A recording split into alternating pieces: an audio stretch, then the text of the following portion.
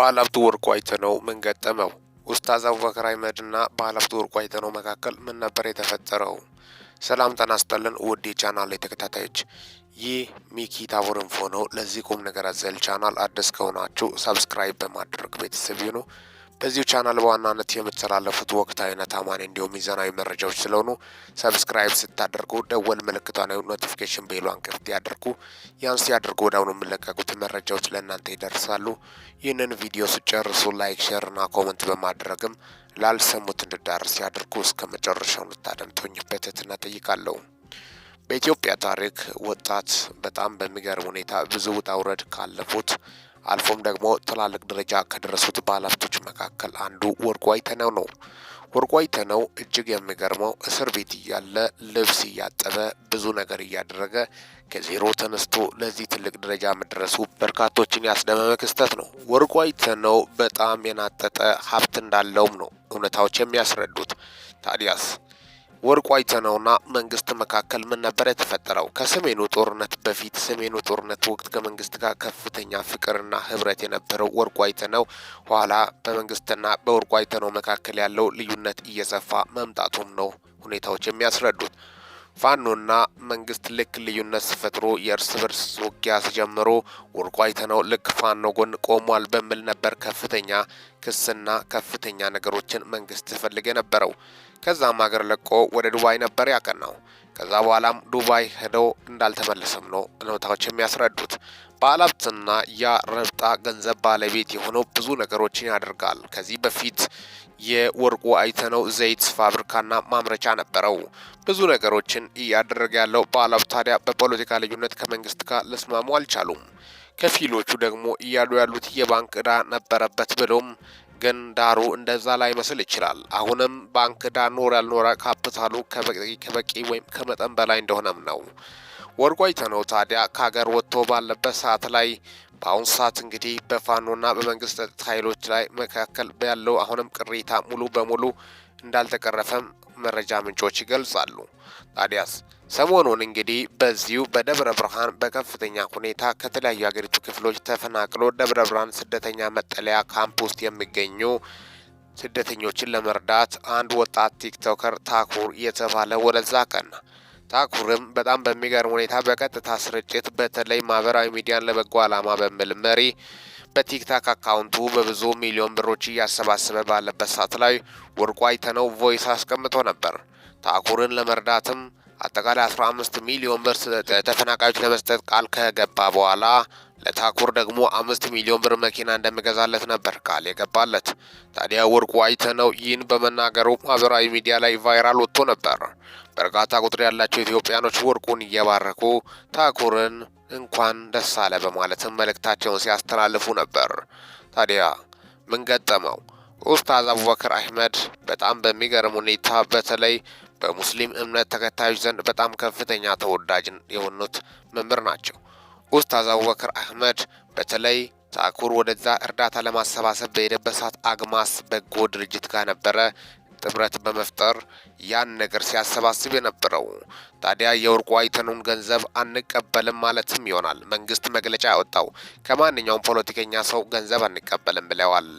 ታዲያ ይህ መግለጫን ኡስታዝ አቡበከር አህመድ ነበር የለጠፉት በገጻቸው ላይ መግለጫ ከወጣ በኋላ። ታዲያ ከፊሎቹ ኡስታዝ አቡበከር አህመድ እንዴት እንደዚህ ላሉ? ምክንያቱም ፖለቲከኛ ሆነ ያልሆነ የተራበ ሰው መጀመሪያም ሰዎቹ የተፈናቀሉት በፖለቲካ ምክንያት ነው። ፖለቲከኛ ሆነ ያልሆነ የተራበ ሰው መብላት እንዳለበትም ነው ሀሳባቸውን እያነሱ ያሉት። ተፈናቃይ ካምፕ ውስጥ በአሁኑ ሰዓት የሰው ልጅ እየሞተና እየተራበ እየተሰቃየ ፖለቲከኛ ተብሎ አላክምም ማለት አይነት እንደሆነ አይከብድም ወይ? አንድ ዶክተር ፖለቲከኛ ቢሆን የእሱ እርዳታ ከተፈለገ በሱ ተጠቅሞ አይድንም ወይ? ስለዚህ ፖለቲከኛ መሆንስ ደግሞ ምን ያህል ርቀት አለው? በማለትም በርካቶቹ ሀሳባቸውን የገለጹ ነበር።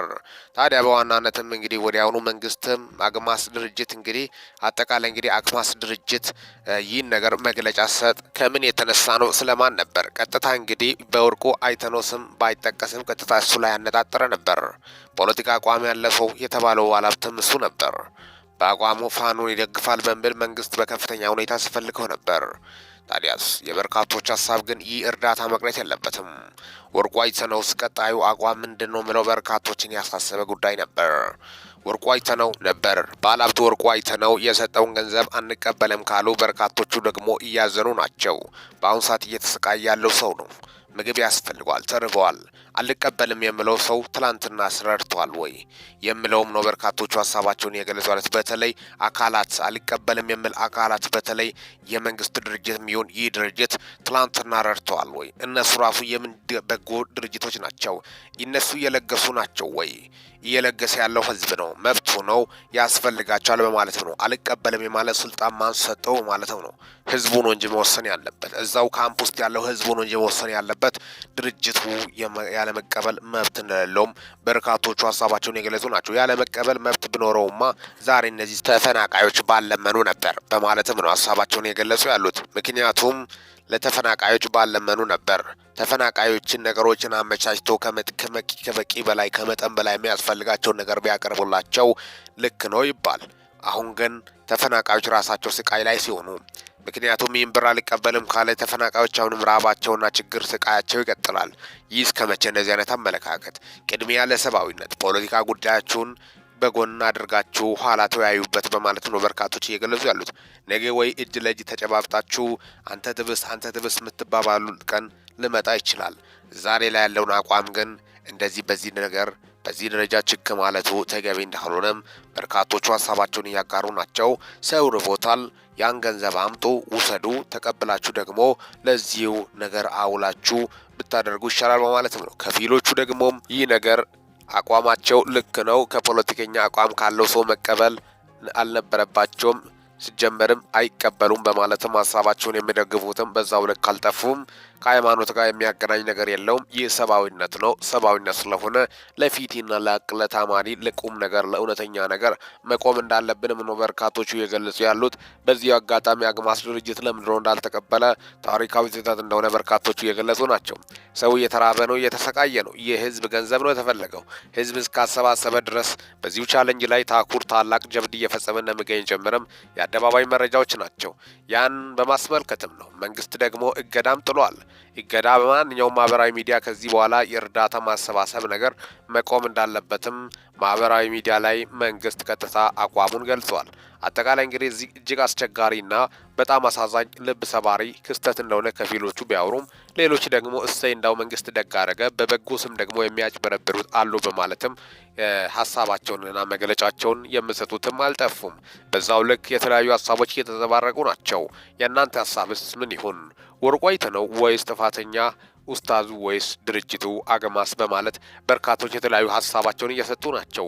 አብዛኞቹ ግን ኡስታዙ ምንም ጥፋት የለበትም፣ የሚገባውን መግለጫ ነው ሰጠው የሚሉትም በርካታ ቁጥር ያላቸው ናቸው። እስካሁን ድረስ አብሬያቸው ቆየሁት። ሚኪ ነኝ ከሚኪ ታቦር ኢንፎ። ለዚህ ቁም ነገር አዘል ቻናል አዲስ ከሆናችሁ ሰብስክራይብ በማድረግ ቤተሰብ ይሁኑ። ይህንን ቪዲዮ ላይክ፣ ሼር እና ኮሜንት በማድረግ ላልሰሙት እንዲዳረስ ያድርጉ። በወቅታዊና አጫጭር መረጃ እስከምንገናኝ ድረስ በያላችሁበት ዓለም ክፍል ሰላም ያቆያችሁ።